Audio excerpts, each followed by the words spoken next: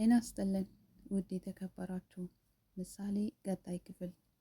ሞገሴና ብሩኬ ተገናኙ። ሁለት የሚዋደዱ ጓደኛ ማቾች። በጣም ደስ ይላል። ብሩኬም ከረጅም ጊዜ በኋላ ከዛ መከራና ስቃይ ወጥቶ ወደ ቤቱ ተመልሶ በደህና ሁኔታ ላይ ይገኛል። ሞገሴም ለብሩኬ መስዋዕት ሆኖ ነበር። ነገር ግን እሱም ተሽሎት ከመሀሌትም ተርፎ ደህና ሆኖ በእግሩ ቆሞ ብሩኬ ቤት ድረስ ይቅርታ ሊያደርግለት መጥቷል። ሁለቱም ተገናኝተዋል። በጣም ደስ ይላል። እንደ ድሮ ሆኖ ሲጫወቱ፣ ሲያወሩ፣ ሲነጋገሩ የልጅነታቸውን እያነሱ በጣም ደስ በሚል ሁኔታ አብረው ቆይተዋል። ሉላም ከሞገሴ ጋር መታ ነበር ብሩኬን ለመጠየቅ። ነገር ግን ብሩኬና ሞገስ በመገናኘታቸው በጣም ደስ ብሏታል። ሉላን ግን የሚያሰቃያት አንድ ደላላ አለ። ጠበቃ ማለት ጠበቃው ሉላን በጣም ነው የሚያስቸግራት። እንደመፈልጋት እየነገራት ነው። ሉላ ደግሞ ራሴን አላቆሽሽም፣ ንብረቱ ባይመለስ ይሻላል እያለች ትገኛለች። ግራም ገብቷታል። ንብረቱ የሞገስ ንብረት ካልተመለሰ ንብረቱንም እንደሚያሳግድና እንዲሁም ደግሞ ሞገስን እንደሚከስ ነግሯታል። እሷም ግሯ ገብቷታል። በባለፈው ጊዜ ዳጣን አማክራት ነበር።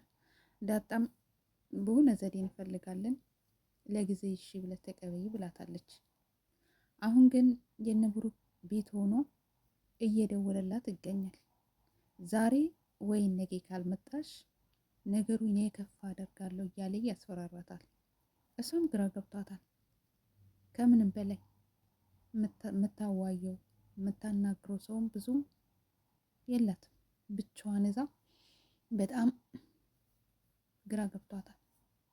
ምን ይሻላት ይሆን? ሉላ የሉላ ስቃይ ቢበዛ ቢቀር ወይንም ደግሞ ቢያበቃ ይሻላል ብዬ አስባለሁ። ደላላ ግን ጨካኝ፣ ጠበቃው ግን ጨካኝ ነው። ጠበቃው ጨካኝ ነው። ማህሌት ብሩክን ይቅርታ ለመጠየቅ ይሁን ሌላ ተንኮል ፈልጋ ይሁን ወደ እነ ብሩክ ቤት ልታቀና ነው። መርዞ ደላላውን ፈልጋ አግኝታ ስልክን ሰው ነው የሰጠኝ በማለት ደውላለታለች። እሱም እንደተለመደ የደላልነቱን ነገር ያወራታል። እሷም አጥብቃ ለሌላ ነገር እንደምትፈልገው ለደላሉ ነገረችው። እሱም አገኛት። ካገኛትም በኋላ እነ ቅድስትን ታውቃታለህ ወይ?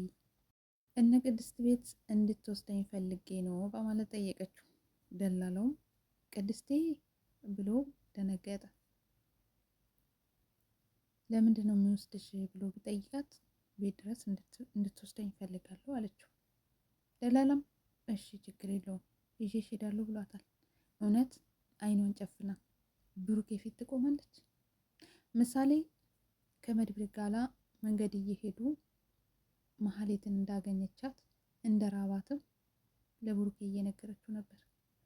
ብሩኬም በጣም ተናዶ ደንግጦ ነበር።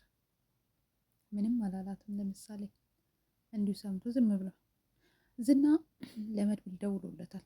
መድብልም ወንድማችን አግኝተናል፣ አንፈልጋችሁም፣ እናንተ መርፋችሁ ተቀመጡ፣ አትንኩን፣ ነገራችን ጨርሰናል ብሎታል። ዝና ግን ለጊዜው ደህና መሆናችሁን ለማወቅ ነው ብሎታል። አልጨረስንም ብሎታል። መድብልም እኛ ከእናንተ የምንፈልገው ጉዳይ የለም፣ ወንድማችን ነበር፣ ወንድማችን አግኝተናል ብሎ ቢመልስለት ነገሮች እንዳላለቁና ገና እንደሆኑ ዝናም ተናግሯል።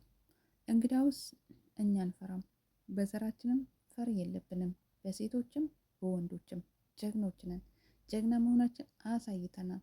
ስለዚህ አርፋችሁ ካልተቀመጣችሁ ሌላ ነገር እንዳይከተላችሁ በማለት ስልኩን ዘግቶበታል። ሌላ ጦርነት ይቀጥል ይሆን ወይስ እነ ዝና ፈርተው ይተውት ሌላ ዘዴ ይፈልጉ ይሆን? መልካም ጊዜ። ቀጣላይ አብረን እንገናኝ።